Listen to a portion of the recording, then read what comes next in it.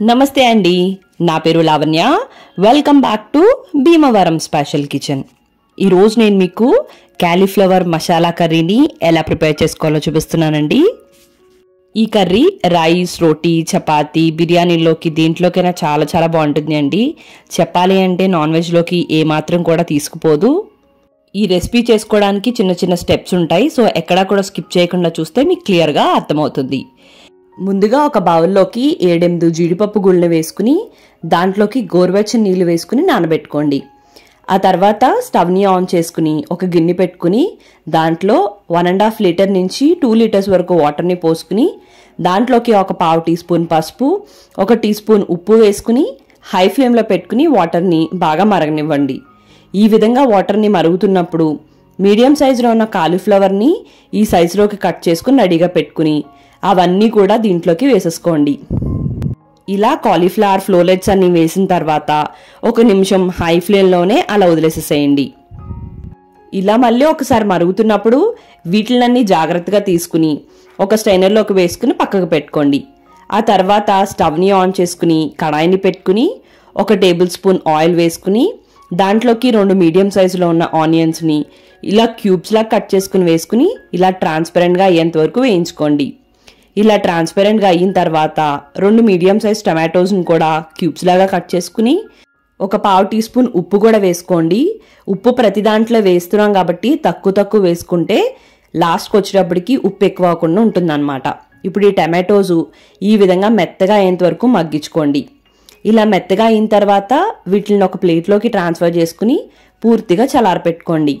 ఇవన్నీ పూర్తిగా చల్లారిన తర్వాత మిక్సీ జార్లోకి వేసుకుని వీటితో పాటు నానబెట్టుకున్న జీడిపప్పులు వాటర్తో సహా వేసేసుకుని అలానే 2 అంగుళాల అల్లం, 5-6 వెల్లుల్లిని కూడా ఇలా వేసుకోండి. ఇప్పుడు దీనిలోకి 1 టీ స్పూన్ ధనియాలు, 1/2 టీ స్పూన్ జీలకర్ర, 3 లవంగాలు, చిన్న దాల్చిన చెక్క ముక్క, 2 యాలకులు వేసుకుని వాటర్ ఏమి యాడ్ చేయకుండా పేస్ట్ లాగా రెడీ చేసుకుని పక్కకు పెట్టుకోండి.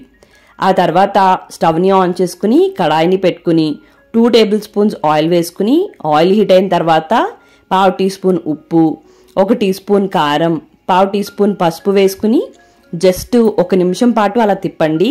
ఎక్కువ టైం అయితే కారం మాడిపోతుంది.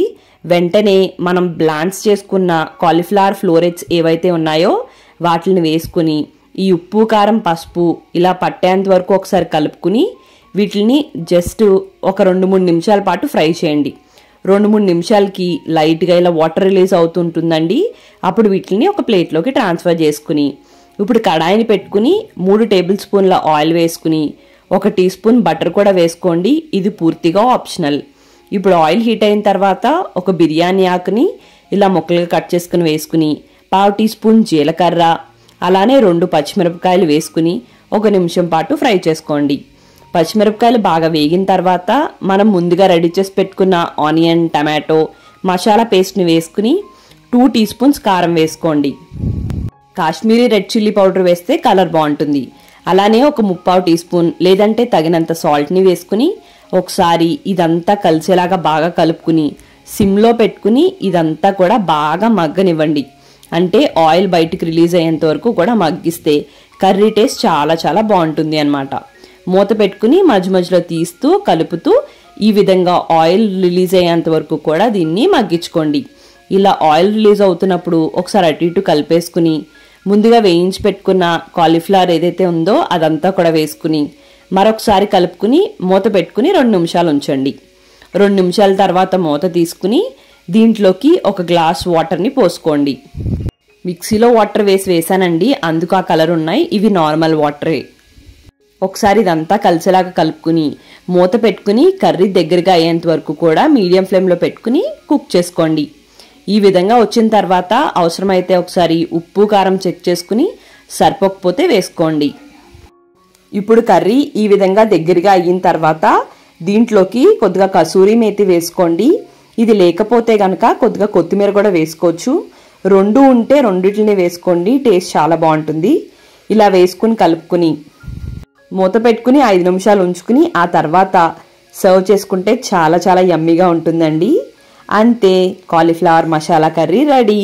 మరి మీకు ఈ వీడియో నచ్చినట్టయితే లైక్ చేయండి, కామెంట్ చేయండి, మీ ఫ్రెండ్స్కి రిలేటివ్స్కి అందరికీ షేర్ చేయండి. మరి మీరు నా ఛానల్ని ఫస్ట్ టైం చూస్తున్నట్టయితే సబ్స్క్రైబ్ చేసి పక్కనే ఉన్న బెల్లో ఆల్ అని ప్రెస్ చేస్తే నేను ఏ వీడియో పెట్టినా మీకు నోటిఫికేషన్ వచ్చేస్తుంది. థ్యాంక్ యూ అండి. మళ్ళీ వీడియోలో కలుద్దాం.